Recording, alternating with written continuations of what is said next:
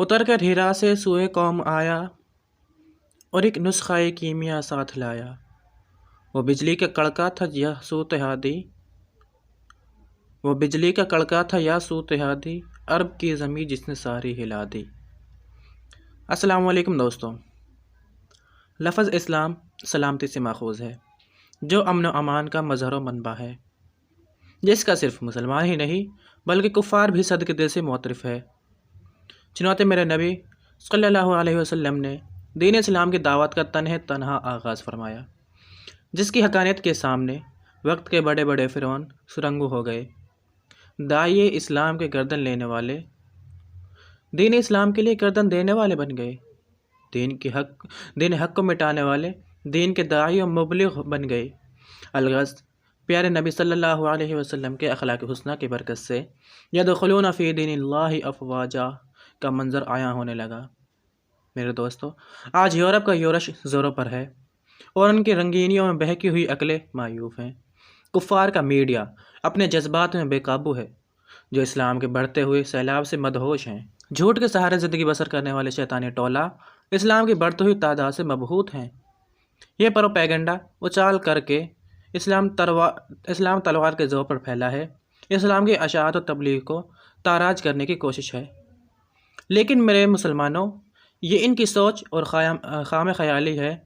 تاریخ سے ادنا معرفت رکھنے والا طالب علم بھی جانتا ہے کہ اسلام اخلاق سے پھیلا ہے، نہ کہ تلوار سے۔ بالفرض مان بھی لیا جائے،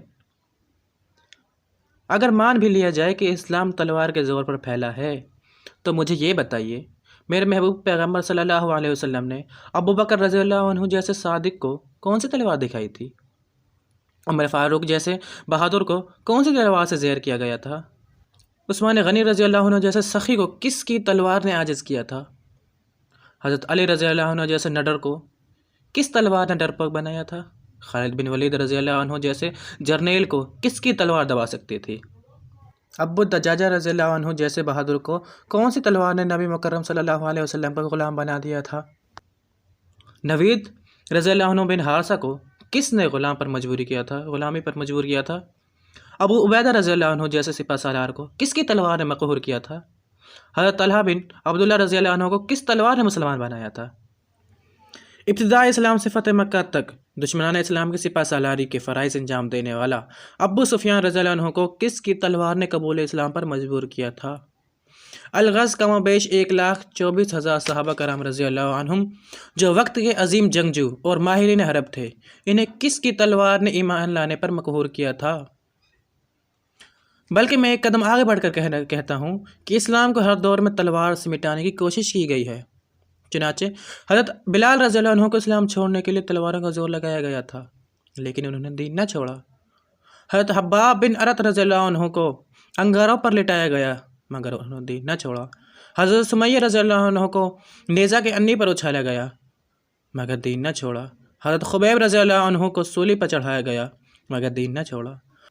حضرت حذیفہ رضی اللہ عنہ کو کھولتے پانی میں ڈالا گیا، مگر دین نہ چھوڑا۔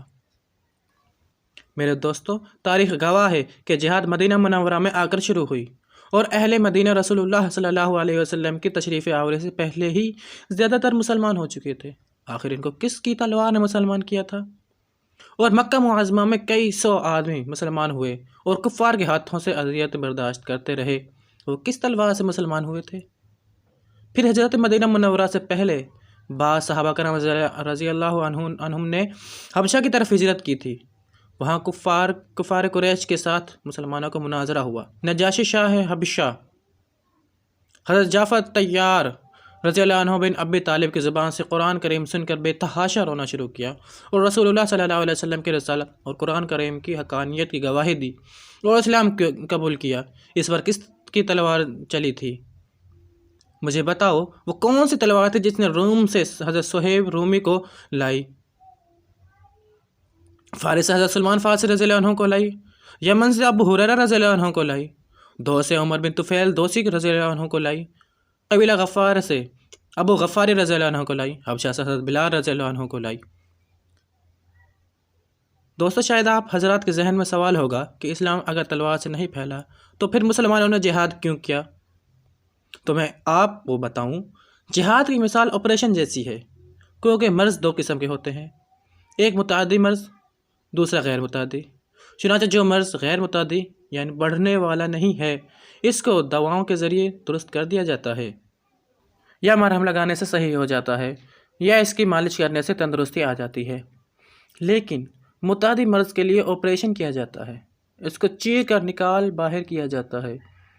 اس طرح دشمنان اسلام میں دو طرح کے مرض ہیں، بعض تو ایسے ہیں جن سے صلح کر لینی مناسب ہوتی ہے، ان کے مرض کو صلح کا مرہم لگا کر درست کیا جاتا ہے، لیکن بعض کفار کے مرض ایسے موذی اور مفسد ہوتے ہیں کہ ان کا علاج آپریشن بغیر ممکن نہیں، اور اسی آپریشن کا نام جہاد ہے۔